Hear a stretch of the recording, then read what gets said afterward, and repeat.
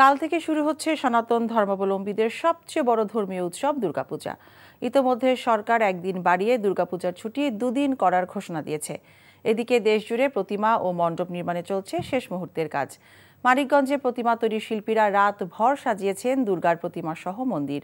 রাজনৈতিক অস্থিরতার কারণে এবারের পূজায় গতবারের চেয়ে কম প্রতিমা তৈরি করা হয়েছে মানিকগঞ্জে। সেই সাথে মজুরিও কমে গেছে বেশ। জেলা পুলিশ সুপারের তথ্য অনুসারে এবার মানিকগঞ্জে 513টি মন্দিরে দুর্গাপূজার আয়োজন করা হয়েছে, যার মধ্যে 122টি অতি গুরুত্বপূর্ণ। নিরাপত্তায় দায়িত্ব দেওয়া হয়েছে পুলিশের 3 সার্কেল অফিসারকে। অন্যদিকে পাহাড়ের সম্প্রতি পাহাড়ি বাঙালি সংঘাতের কারণে রাঙামাটির ত্রিপুরা জনগোষ্ঠী অধ্যুষিত পল্লীতে রয়েছে আতঙ্ক। তবে সেই আতঙ্ক কাটিয়ে প্রশাসনের নিরাপত্তার আশ্বাসে সনাতন ধর্মাবলম্বীরা সাড়ম্বরে প্রস্তুতি নিচ্ছে পূজা আয়োজনের।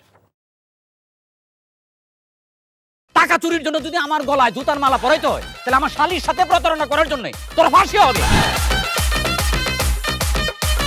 দুলা ভাই, আপনার তো ঘর জামাই বইলা একটা পরিচয় আছে, আমার তো তাও নাই।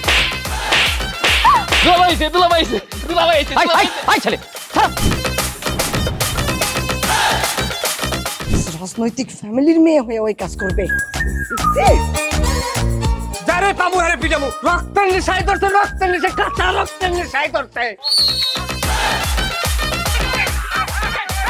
তোমার এই পলিটিক্স আমার বাম পকেটে থাকে।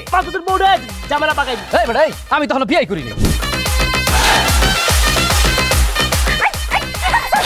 দুইটার আমি গুলি করে মারু। মাসুদরা কোনোদিন ভালো হয় না। আপনার পোশাক আশাক দেখে কিন্তু আপনার তালুকদার বংশের লোক মনে হয় না আব্বা, আপনার মনে হয় যে আপনি ফকির বংশের লোক।